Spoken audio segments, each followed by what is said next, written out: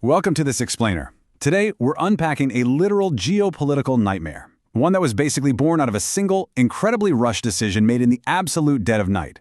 We're talking about the 38th parallel. How exactly does a nation with thousands of years of unity wind up sliced into two openly hostile states? States that, mind you, are still technically at war over 70 years later. Well, it's a wild story. It's about collapsing empires, colliding superpowers, and ultimately, everyday people just caught right in the middle of it all. Let's just dive right in. I want you to imagine waking up one morning only to discover that your entire country has been completely split in half. And the architects behind this massive division, just two American officers sweating against a 30-minute midnight deadline. To make it even more unbelievable, they didn't even have detailed military charts on hand. They literally used a standard commercial National Geographic wall map to make a call that would permanently alter global history. No way, right? But that's exactly what happened. And that detail right there really perfectly illustrates the immediate, just jaw-dropping tragedy of that night. There was no vote, no treaty, zero warning. With a single quick pencil stroke, these officers severed a nation that shared one language, one deeply rooted family structure, and 5,000 years of unified history. And honestly, the most stunning part of the whole shebang, they did all of this without consulting a single Korean leader or citizen. So, part one, the midnight decision. How exactly do you divide a country from thousands of miles away? Let's look at the actual mechanics of this choice. Which brings us to part two, 35 years a colony and a stolen independence. To really grasp the heavy tragedy of 1945, we actually need to rewind the clock a bit to 1910. You see, for centuries, Korea had been this unified kingdom, fiercely protective of its sovereignty. But in 1910, an expanding Japanese empire formally annexed it. For the next 35 long years, Korea wasn't just some peacefully self-governing nation. It was a brutalized colony. Japanese became the mandatory language in schools and government, while Korean culture, names, and even the Korean language itself were heavily suppressed. Any resistance movements, crushed. So you can imagine, when liberation finally arrived in August 1945, the tragedy was that this hard-fought independence was basically snatched away the very second it was won. That brings us to part three, panic at the parallel. The sudden collapse of Japan. Let's fast forward back to August 1945, a time of unprecedented global panic. The Second World War was ending terrifyingly fast, and Washington's logistical panic really unfolded in three rapid-fire steps. Step 1. Making good on a promise from the Yalta Conference, the Soviet Union quickly advanced into Japanese-occupied Manchuria, knocking right on Korea's door.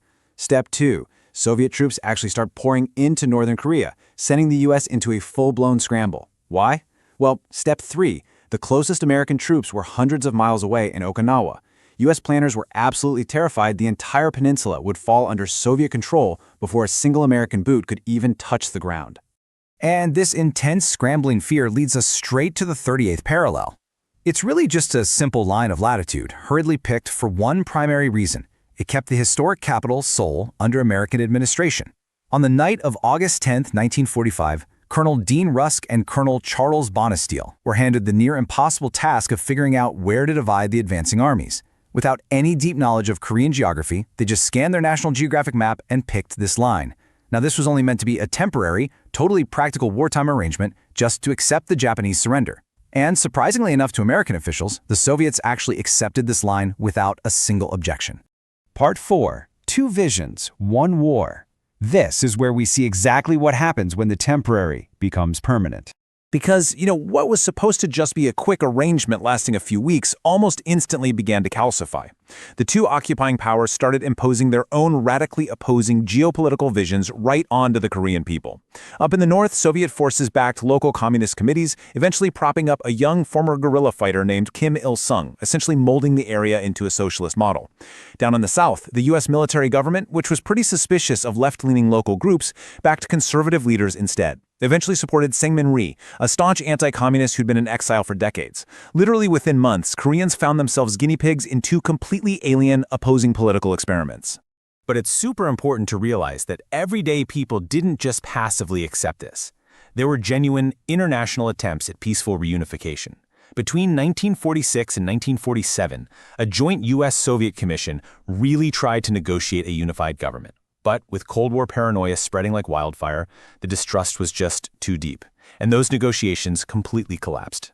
By 1947, the U.S. took the whole issue to the UN to propose nationwide elections. The Soviets, they flat out refused entry to UN observers. So, by 1948, separate elections were held, cementing the creation of two rival governments, each stubbornly claiming full, exclusive legitimacy over the entire peninsula. So now you have Kim Il-sung and Syngman Rhee, and both publicly held the exact same terrifying stance. They were going to reunify the peninsula by force if necessary. And that immense boiling tension finally exploded on June 25, 1950. North Korean forces, backed by Soviet-supplied tanks and with Joseph Stalin's tacit approval, launched a massive, shocking surprise invasion right across the 38th parallel into the south. What followed was just absolute horror on a massive scale. 2 to 3 million. That is the estimated number of casualties. And tragically, the vast majority of those were everyday civilians. This brutal 3-year Korean War pulled in the United Nations, mostly led by the US to support the South, and brought China in to back the North. For 3 years, the front line violently swept up and down the peninsula, literally reducing entire ancient cities to rubble. And the crazy part? It all ended in a bloody, exhausting stalemate right back near the original 38th parallel. Part 5. Echoes of a pencil stroke and a legacy of division. Because when the gunfire finally stopped, the actual conflict did not. Before we look at where things stand today, we really need to clear the air and separate some pervasive myths from reality. First off, this division was absolutely not the result of some ancient deep-seated cultural rift between Northerners and Southerners. Not at all. Second, there was zero careful strategic or cultural logic behind drawing the border where they did. Dean Rusk himself later admitted it was totally rushed and arbitrary. And third, reunification was genuinely attempted through diplomacy. It was the external, heavy-handed pressures of the emerging Cold War, not the desires of the Korean people, that forced this permanent standoff. Fast forward more than 70 years to today, and wow, the contrast between the two nations is just staggering. Down in the south, you have hypermodern Seoul, a massive leading global economy, and cultural exports like K-pop taking over the world. Up in the north, you've got this deeply secretive state centered in Pyongyang, defined by extreme, crushing isolation and, of course, the development of nuclear weapons. Yet despite being polar opposites, the realities of both nations are fundamentally inextricably linked to the geopolitical fallout of that single night back in 1945. But, beyond all the high-stakes nuclear diplomacy and economic miracles, there is a very real, very human core to this history. Families that were separated by the 1953 armistice and the demilitarized zone, they are literally running out of time.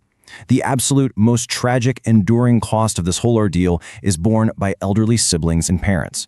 Most of them are in their 80s and 90s now, relying on these incredibly rare, tightly controlled cross-border lottery meetings just to see their family members once in a lifetime.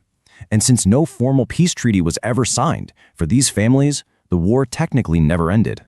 So as we look at the Korean Peninsula today, we are really forced to ask ourselves a pretty uncomfortable question. How many of today's temporary decisions are going to outlive the generations who make them?